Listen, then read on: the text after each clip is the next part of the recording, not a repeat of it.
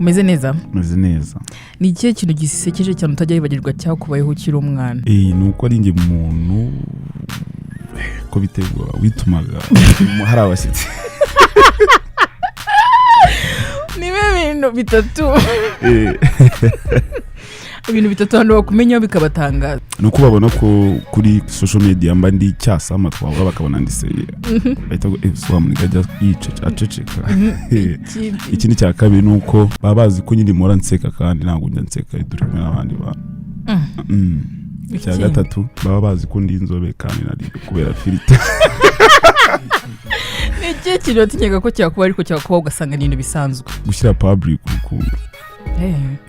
Ukura ikihe kintu wakuze abantu baguserereza ku buryo wumvaga ari inenge ariko wakura ubu ngubu ukabubona nta kintu bikubwiye. Ubugufi. Wabaye muremure. Nabaye muremure. Urakoze cyane.